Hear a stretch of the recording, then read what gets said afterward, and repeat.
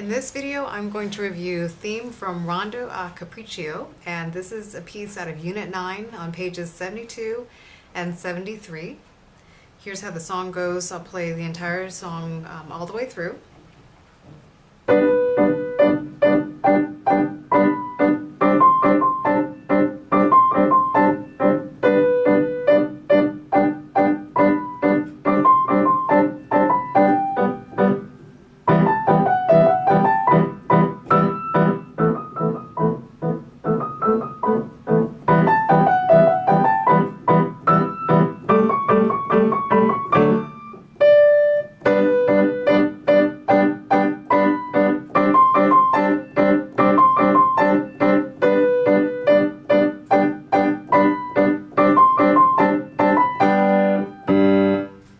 So a couple things to break this piece down and how you can best practice it. Obviously it's pretty repetitive.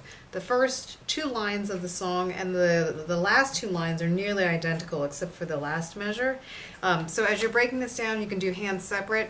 You only have two chords at the beginning. You have a G chord, and then in measure 3 you switch to a G plus 4. You have the C in the middle instead of the B. So make sure you switch easily between those two chords.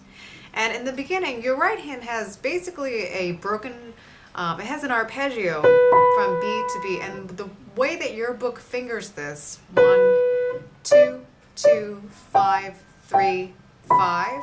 That's not the only way to finger that.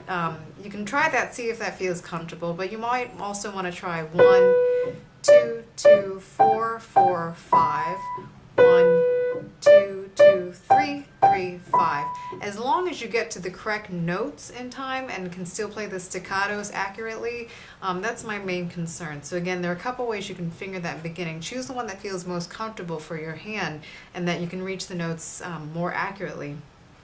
In measure 3, you head to a high D. There are a couple of higher ledger line notes in this piece, and if you hesitate, simply write in the name of the note. That might help you to get to that note quicker. So again, the beginning with the right hand.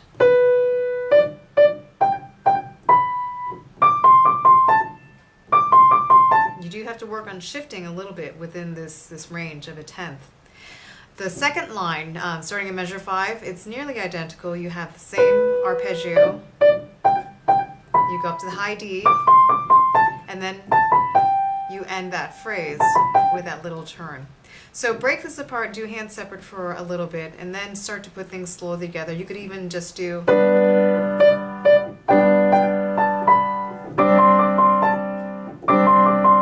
just block the chord out for the entire measure to get the sound of both hands going first before you attempt both hands together. In measure 9, you drop down to an E minor chord in the bass clef. And then in measure 11, again, you do a subtle little chord change. That middle note changes from a G to an A. So make sure you can go comfortably between those two chords. The right hand has a new figure, this starting on high B.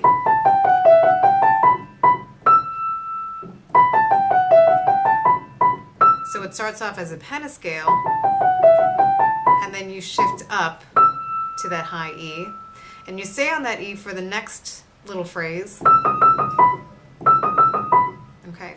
So you can put this together very much in the same way as the first part of the song. Work hands separately, and then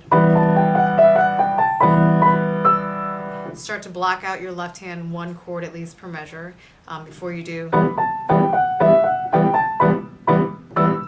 both hands together like that.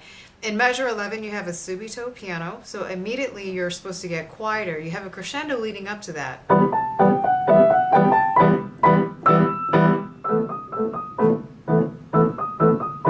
So pull back as much as you can to make that dynamic change clear. Okay, throughout the song you get gradually louder. By measure 17 you should be at forte. Here's the song all the way straight through one more time.